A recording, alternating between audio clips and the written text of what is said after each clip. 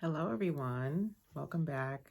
Today I just wanted to come to you with a quick video on recovering from narcissistic abuse and toxic relationships, any kind of toxic relationship. And the reason I'm coming to you with this video is because a lot of my clients have been requesting information or videos like these because the last few segments I did, you gained a lot of knowledge. I did talk about some of the healing and recovery process, but really kind of reiterating everything and going into what does that really look like for someone. So I just want to give you guys a few tips today.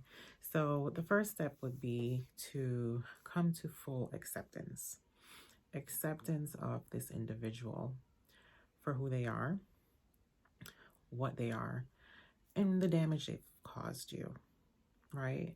So accepting that this is just who they are based on their own trauma, and that's not where I am with my trauma. So I need to lovingly let you go to love myself more. Okay, so first step is acceptance. The next step is pretty much no contact, which is what I've said before. Do not keep opening the door for this person to have access to you. It was a privilege to have access to you, and they've took advantage of that privilege. So there's no more. There's no more chances. There's no more opportunity. And knowing that you're doing yourself the best service. And I know that's difficult for a lot of people, especially when it comes to parents or someone in the family, or even your whole family, because I've had clients or have clients who have that situation. And, it's really first taking the boundaries and having a zero tolerance attitude and mentality when it comes to putting up with their toxic behaviors. So letting them know that, hey, I'm no longer going to stand for this. And it doesn't really matter how much you blame or project or try to make me feel bad or guilty. This is the boundary, and standing firm with that. And then what that does, it causes a different dynamic with the relationship. So that actually sometimes can cause no contact because they're like, okay, I'm not going to get my supply anymore in this way.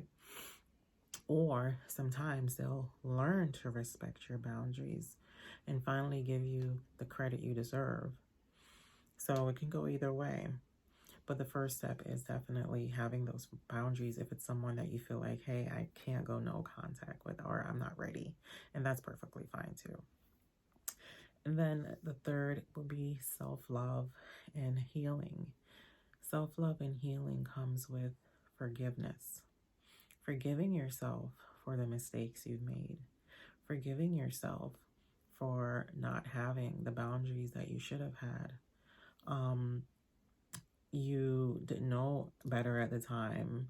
You were in survival. You thought this was the way to survive. And that's pretty much the case. But was it the right thing for you?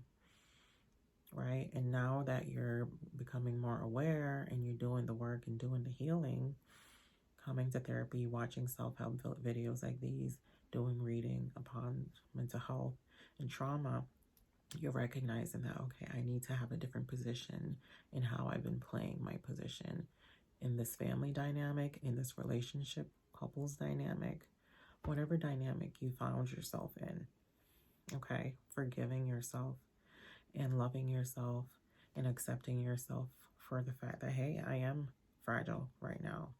Hey, I am, hurting right now.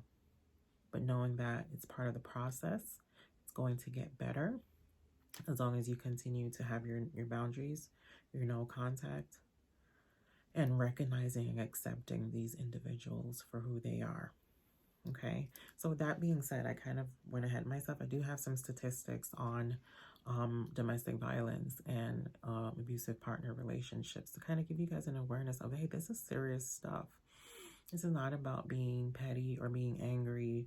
It's about survival and life and death. Okay, so learning to get out of these types of situations. The domestic violence piece, yes, but when I talk about parents, When I talk about any other types of narcissistic toxic relationship, the emotional abuse of that can also be devastating because people internalize that and self-harm. And sometimes I said suicide. She talked about the statistics on suicide.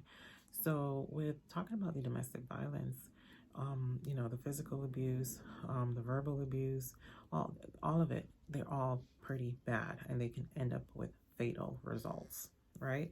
So 1 in 3 women and 1 in 4 men have experienced some form of physical violence by an intimate partner. 1 in 3 women and 1 in 4 men. 1 in 7 women and 1 in 25 men have been injured by an intimate partner. So this happens very, very frequently, very often.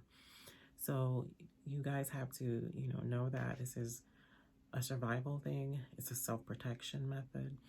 And it's a way to heal and protect yourself from not falling victim like people like this again, because there's plenty of them around and it's not getting any better.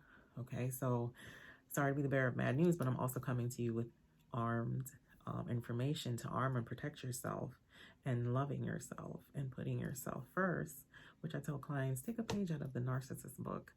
Practice a little selfishness today. Don't care about people's feelings too much today. Give yourself that time off.